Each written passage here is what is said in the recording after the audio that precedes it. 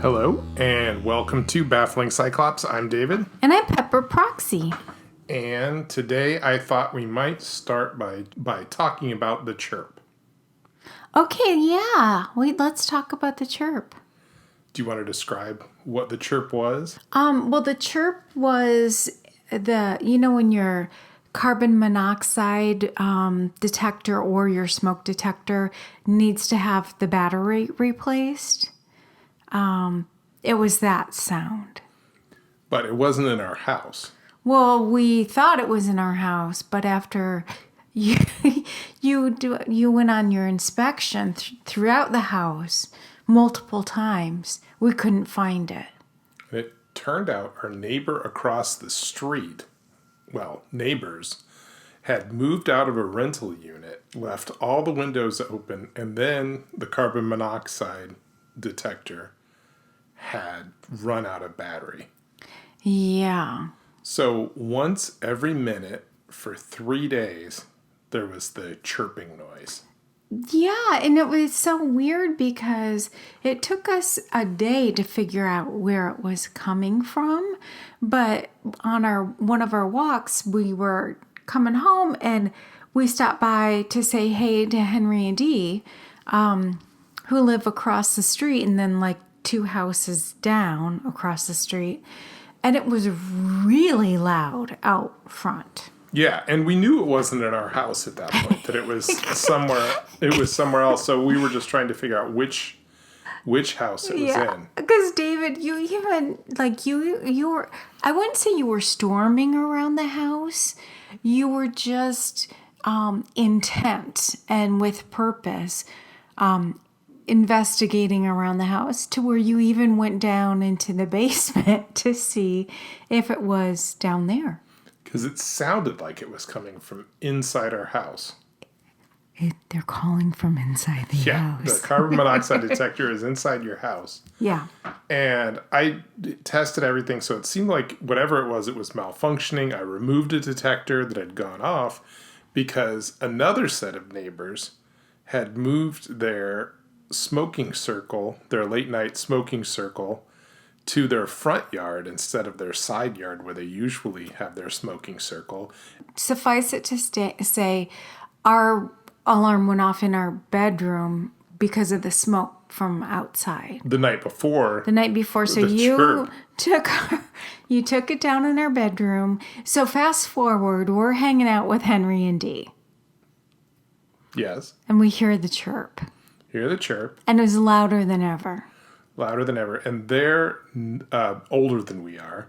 They are older than we are. And I didn't mean to sound so accusatory, but I did ask Dee. I'm like, is that your alarm? Yeah, we weren't sure if it was someone older who maybe wasn't able to hear the alarm as well. Yeah. Because in our house, it was super loud. Like literally loud enough that we thought it was in our house. Then we figured out our neighbors had moved out.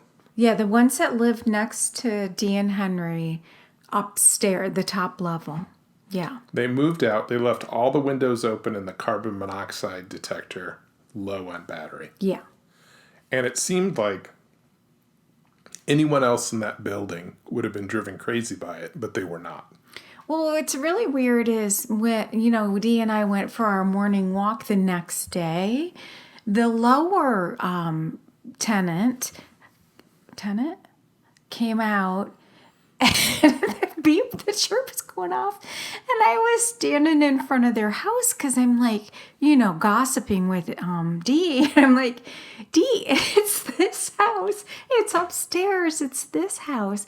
And so the person came out and I asked them if they could hear that chirp, and they were like, yeah, I can hear it. I'm like, well, I think it might be. I said, is anybody living up there? And pointed to the upper unit, and they said no. They moved out. And I said, oh, okay, well, maybe the woman who owns the building, the landlady, her name is Goal. And I'm like, well, maybe I'll call Goal. I don't know how to get in touch with Goal. I don't have her last name. I don't know anything about her. But anyway, I thought maybe that was pretty passive of me, but I was hoping that they would call the landlady Goal. Right, who is not Dee's best friend. Nor is she my best friend. No. I don't like how she spoke to Dee one time. Right. Didn't like it. So we're stuck with nothing we can do, and I'm contemplating going over and breaking into the building across the street just to take down their carbon. We didn't know it was a carbon monoxide. Yeah, we thought it was a fire. Would you have really done that? I think I was a day away. Oh, okay. From going over, because I think it was starting to get to the point where it was crazy, because it was driving other people in the neighborhood crazy as well, and I was hoping it would irritate someone more than me, so that they would take care of it.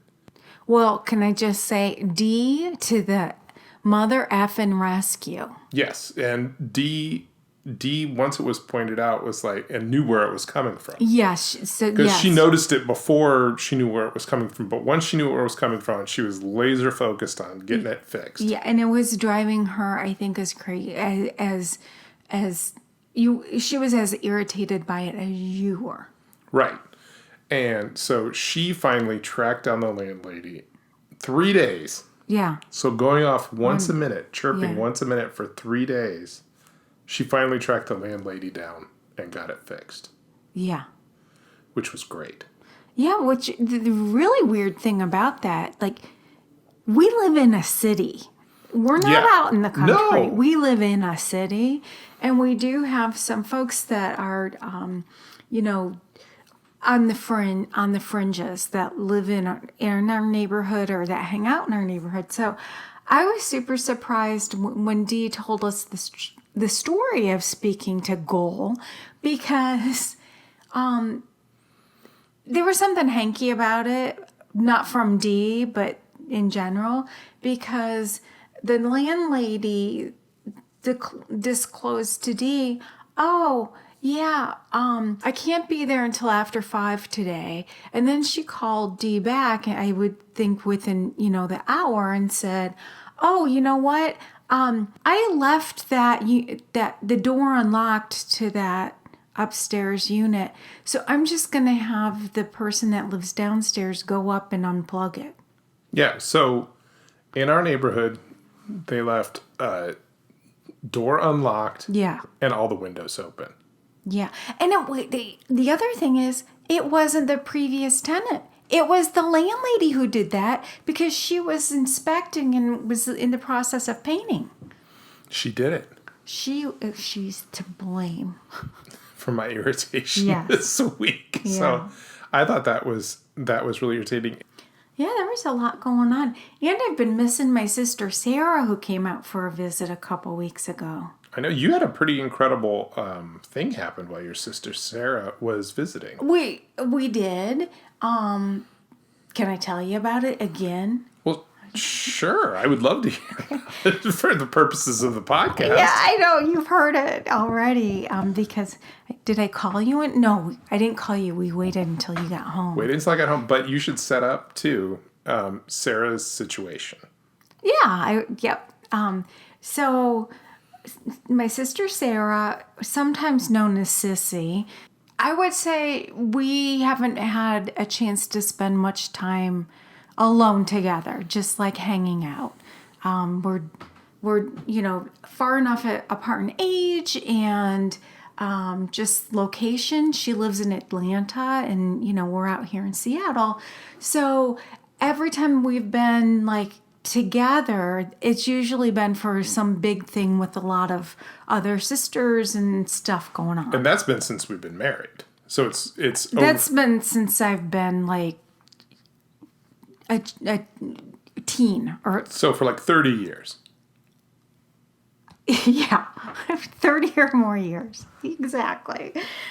So my sister Sarah was married to a man named Steve, And he passed away. It's going to be 6 years in October. Yeah. Yeah. And it's been, I just think she's been so brave, like. And she loved him so much. So much. They were married for, over 30 years. They were married for a very long time. 2 lovely children, grandkids. But Steve was an artist. And I'm talking like a real artist. He was a ceramicist, a potter, and also a fine artist, a painter. And he has shown his work in numerous galleries. Right. They had a gallery. People collect his work. So he's a real artist, not like, me. And Sarah actually had some interesting things because she actually kind of ran the gallery. Yeah. So I was really interested to hear like what she had to say about running the gallery. Like she had some really interesting, like insightful things to say about it. Yeah. Too, while she was here, and they actually had a small connection to Seattle because he went to school here. Well, yeah. So he graduated from the University of Puget Sound before it moved down south. But it's kind of another little tangent, but he graduated in 1977. And so he lived in Seattle for a little while after he graduated because he went to Big Creek Pottery and worked there for maybe a year or 2 years. And then at that time, he was also friends with a guy in Seattle who now has opened a distillery. So Sarah and I were able to go and visit him as well. But that's a little bit of a tangent. Ula? Oh, yeah, Ula Distillery in Seattle, and they're like award-winning. Yeah, like, and they hooked you up with some gin and whiskey, both of which are delicious. Because we ended up with both bottles. Yeah. We did. Damn TSA. So anyway, so Steve was here in 1977. He graduated with a fine arts degree and then worked for Big Creek Pottery. But then I can't remember, but it was like maybe a couple years. Right. After that, he moved to Tallahassee and he was in Tallahassee for a while. So he did have a couple friends like Kirby, but for the most part, he wasn't in Seattle very long, and moved to Tallahassee. They opened their gallery. He continued to be pretty prolific and create, and he not only on the wheel and wheel work, but also he was a painter too. We were so excited to have Sarah come visit. Sure. I was excited just to be able to spend some time with her, just the two of us, relaxed, chilling, hanging out, without a lot of stuff going on. But just, be able to reintroduce her to Seattle because she loves the city. And then also we were able to kind of talk a little bit about interests that she has, interests that I have, where some of our interests overlap and where they don't. And some emotional stuff too. Yeah.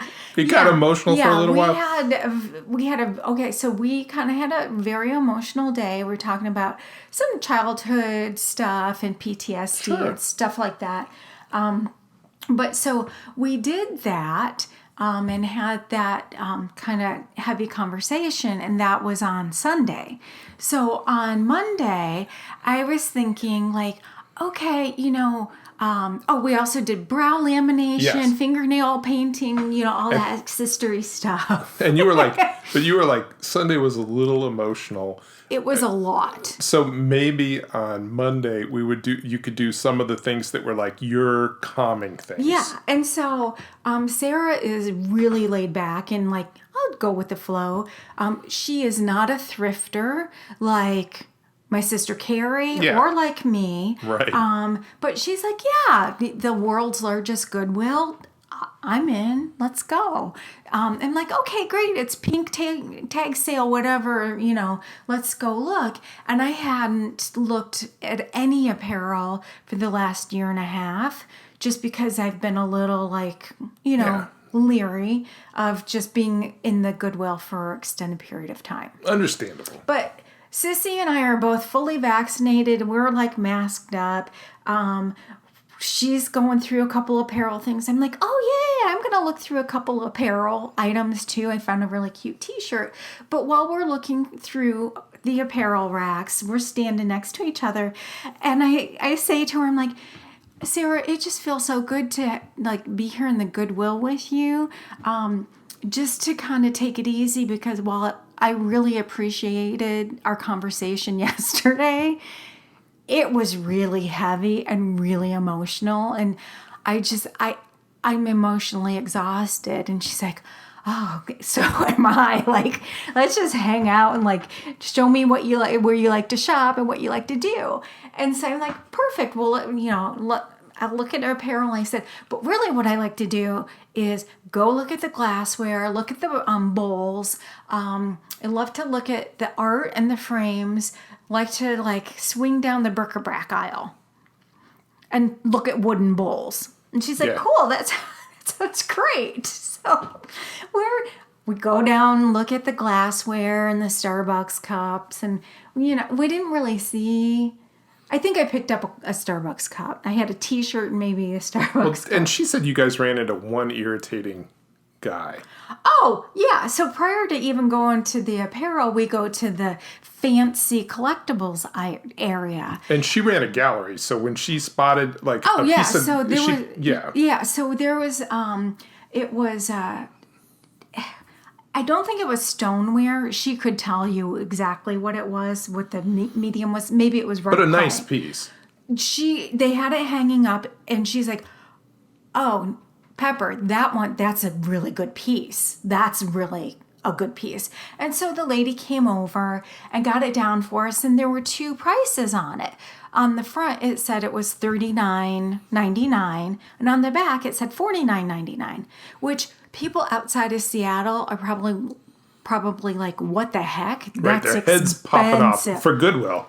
And it's expensive for Seattle. Right. But being the ding dong I am, I don't just say, oh, so this is $39.99. I'll buy it at that. I asked the woman who, she's just doing her job. She's just doing her job. How much it is. And she had to go find a manager, and then she came back, and in the meantime this creepier dude who had no idea of boundaries or what's appropriate or not, I just call him middle-aged or older guy. White men. Right. Yeah, the guy. The guy.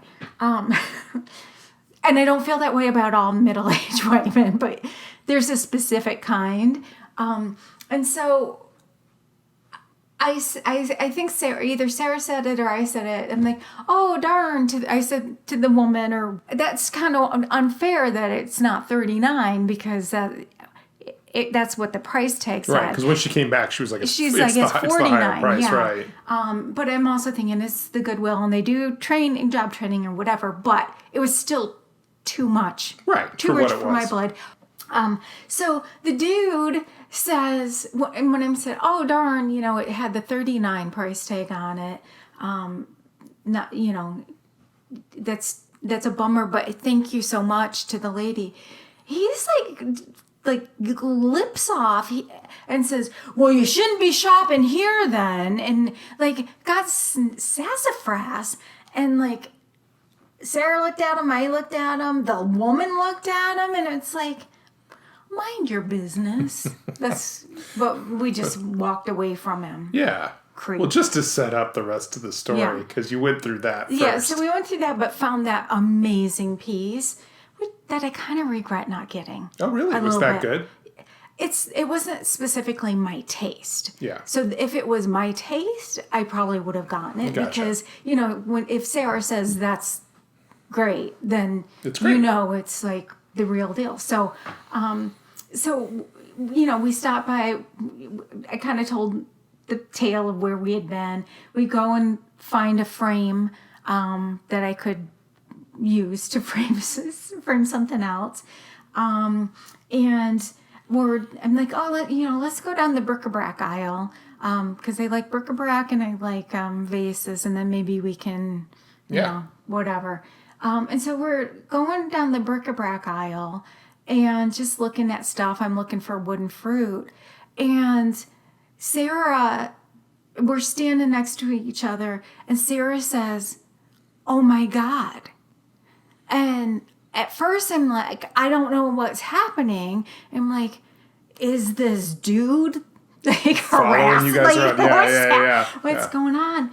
And she picks something up off the shelf, and it's this beautiful porcelain vase, and it's one of those little vases that it's like almost a bud vase. Yes, a very unique bud vase, because it's almost totally an oval, with one teeny little opening at the top for just like one little almost like flower. a little teardrop almost. Yeah, and I would say it was probably like 8 inches tall. And so she grabs this vase and she's kind of like holding it, and she says, "Pepper, it's Steve's." I might start getting choked up just telling it. She's like, "It's Steve's." And she turns it over and she's like, "Look, it's his signature, O'Loughlin. It's Steve's." And there it was. I saw it. Yeah. Oh my goodness. I'm like, I got the goosebumps from the top of my head down to my feet. She starts crying in the Bric-A-Brac aisle. I start sobbing in the Bric-A-Brac aisle. We're hugging each other, and just like, it was so amazing, because she's like, "He's here with me. He's glad I came to Seattle. He's here with me." And David, I gotta tell you, we've never seen any of his work ever in any thrifting adventure we've gone. Not that I know of, no. He hasn't been here since the late 70s. So, and he hasn't done, so that style of pottery is porcelain. And it was when he was throwing porcelain, and he did that when he lived here. Yeah, it was a piece of student work from what Sarah said. She thinks it was maybe a piece of student work or a piece of work from when he was at that Big Creek Pottery, because it was porcelain and he didn't continue doing porcelain. And so we're just like, it was amazing. It was just, I can't tell you, like, that it was so uplifting, and it was incredibly emotional for Sarah. And it was just like, she's been through a whole heck of a lot. Yeah. And for her to just be able to have that moment that was just so special. And then we were able to go and see Kirby and share that story. And he's like flabbergasted. When she started to tell you the story, you're like, "No." Well, and how much was it? I think it was $4.99. And we scooped that puppy up. She was carrying it around the Goodwill. And I'm like, "Sissy, let's head on out." She's like, no, I'm good. We can look some more. And like 3 minutes later, I'm like, "I think we should blow this popsicle stand." And she's like, "Yeah, I think we should." Because I think she just had a pure adrenaline rush. And what else are you going to find?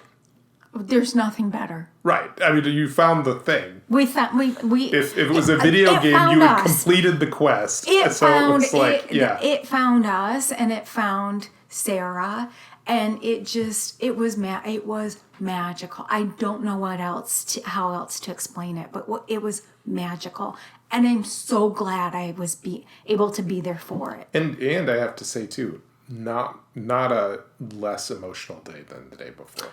It was not. A good emotion, but was not. way better emotion, but also equally because both of you were exhausted again afterwards. Well, thankfully you took Tuesday off. Yes. To hang out with us, and you were such a great host. You hosted us, and we did not have another emotional day. We had a super fun day, but Yes. it was not. It was not like the previous two. No. That was But the second one was so amazing. It was amazing. It was a great day. You wouldn't trade that day, but it was also like you went through a very emotional day and then another very emotional 10 day. minutes before, I'm so glad we're just hanging out in the Goodwill together, and I can show you a little bit of my life, what I do. And then 15 minutes later, we're sobbing, embracing each other in the Bric-A-Brac aisle. Maybe I'll call the podcast this one "Sobbing in the Bric-A-Brac aisle." Bric-A-Brac aisle. Yeah. Okay. This sounds good to me. All right. Well, that was quite a story. It was quite an experience too. Wow. Okay. I think that's enough for this week. I think All that's right. our emotional podcast this week. Sounds good. All right. Bye, everybody. Bye. Don't forget to subscribe to this podcast. And to read our show notes, sign up for our newsletter at bafflingcyclops.com.